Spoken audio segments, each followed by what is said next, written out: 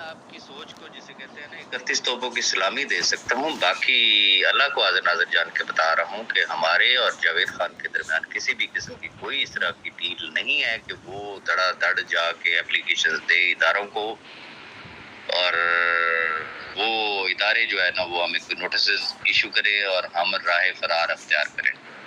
یہ ان کا ذاتی فیصلہ ہے، ان کی ذاتی سوچ ہے۔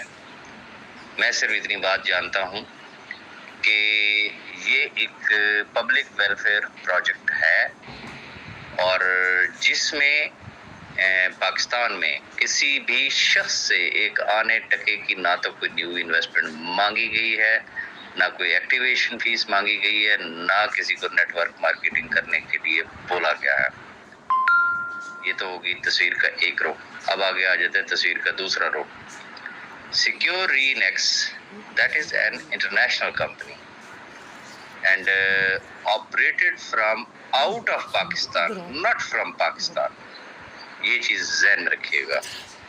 اور obviously کوئی بھی ادارہ جب کوئی نوٹس سرو کرتا ہے تو اس کو بہت ساری چیزیں دیکھنا پڑتی ہیں۔ فرسٹ آف آل ہوتی ہے اس کی جورسڈکشن، کہ کیا وہ کیا نام ہے وہ کمپنی اس ادارے کی جورسڈکشن میں بھی آتی ہے یا نہیں آتی۔ اب فار ایگزامپل ایس سی سی پی کے لیے اگر جاوید بھائی نے کہا کہ جی بس وہ نوٹس ایشو کرنے والے ہیں، یہ جاوید بھائی کی سٹیٹمنٹ ہے نا، ایس سی سی پی کی تو نہیں ہے۔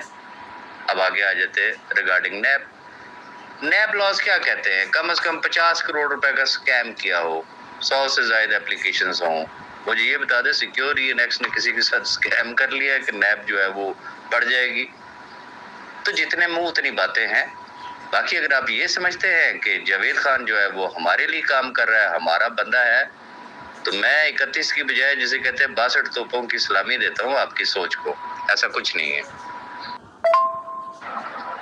بردر۔ میں کسی بھی قسم کی کسی فضول بحث میں نہیں پڑھنا چاہتا ہوں۔ میں بڑی سمپل سی بات آپ سے کروں گا، صرف اتنی بات ذہن میں رکھ لینا، آپ چھوڑیں چلیں، میں آپ کی بات کو مان لیتا ہوں۔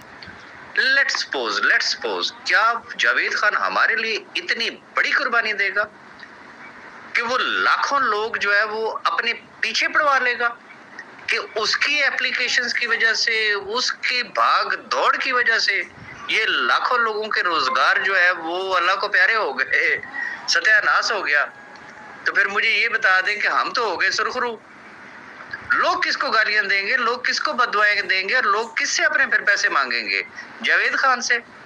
کیا آپ نے اس کو اتنا بے وقوف آدمی سمجھا ہوا ہے کہ وہ یہ لاکھوں لوگوں کا ملبہ اپنے سر پہ لے لے گا کہ اس کی ان حرکتوں کی وجہ سے ان کا بیڑا غرق ہوا ہے؟ ایسا نہیں ہے، کسی قسم کی کوئی ایسی ڈیل نہیں ہے، اور کوئی بھی شخص اتنا بڑا رسک کبھی بھی نہیں لیا کرتا۔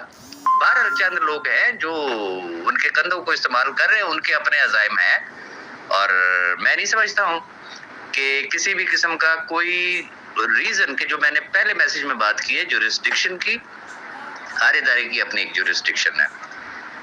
کسی بھی جگہ پہ کوئی بائی لاز کا پاکستان میں کوئی کسی قسم کی نہ خلاف ورزی کی ہے، نہ خلاف ورزی کریں گے، بڑا ایک سمپل سا جواب ہے۔ تو صرف نعرے مارنے سے تو کچھ نہیں ہو جاتا نا۔ اب اگر وہ شریف آدمی اگر نعرے مار رہا ہے، وہ کہہ رہا ہے جی میں یہ بھی کر دوں گا، میں وہ بھی کر دوں گا، پتہ اس کو بھی ہے کہ کچھ نہیں ہونا ہے۔